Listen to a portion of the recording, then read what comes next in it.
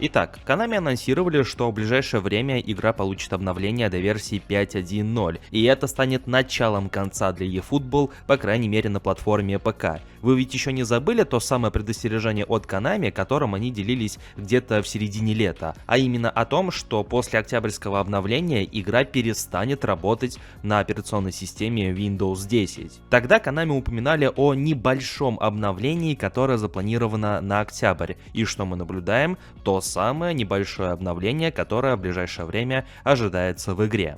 А если вам необходимо пополнить баланс ваших монеточек в eFootball, то это можно сделать на PlayRock, ведь именно там вы найдете одни из самых выгоднейших предложений для eFootball Mobile. Если же вы играете на ПК, то на PlayRock также можно пополнить свой аккаунт Steam. Приобрести монеты и все остальное на их сайте вы можете в пару кликов, и что самое главное, безопасно. Все это и не только вы сможете найти по ссылке в описании и в закрепленном комментарии. Ну так, о чем это я? Точно.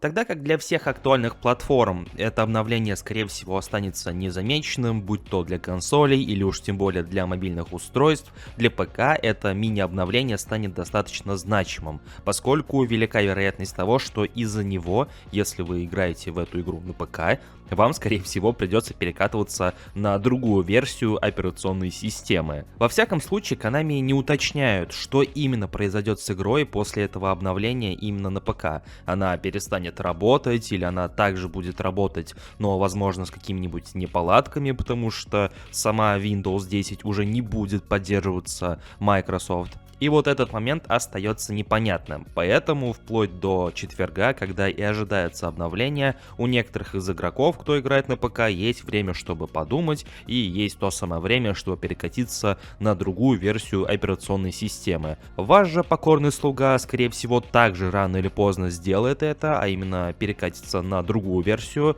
операционной системы, но думаю, что вплоть до четверга, до этого самого обновления я ничего не буду менять, и банально из интереса посмотрю, что же произойдет с игрой на уже не поддерживаемой Windows 10, будет ли она запускаться или же не будет даже и запускаться и вообще перестанет работать. Ведь кто знает, возможно, вся эта тема с отсутствием поддержки Windows 10 и вроде как не работающей на ней игрой, это не более чем оправдание, чтобы как-то не поддерживать игру и не следить за ее состоянием именно на Windows 10, тогда как она все еще будет работать, но возможно с некоторыми проблемами оптимизации, возможно вылетами и так далее. Может быть будет это, может быть и не будет. Во всяком случае, я пока что не буду торопиться с переходом на 11-ю винду, вплоть до того момента, пока сам воочию не увижу, что же именно произойдет с игрой.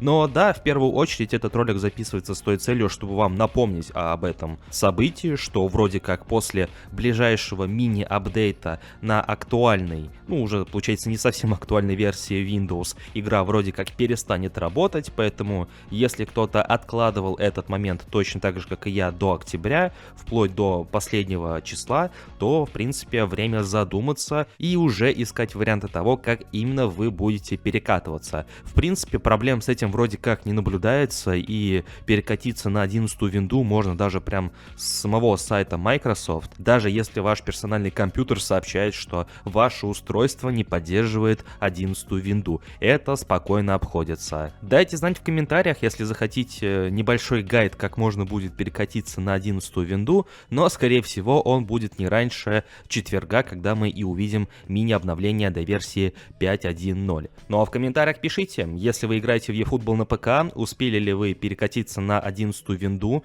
планируете ли это делать, или так же как и я будете ждать дня X, чтобы посмотреть, что же произойдет с игрой на уже не поддерживаемой операционной системе. Обо всем этом и не только пишите в комментариях под этим роликом, также не забывайте поддерживать его своими большими пальцами вверх и подписывайтесь на канал с колокольчиком, если вы находитесь здесь впервые. Всем спасибо за просмотр, всем удачи и до скорых встреч!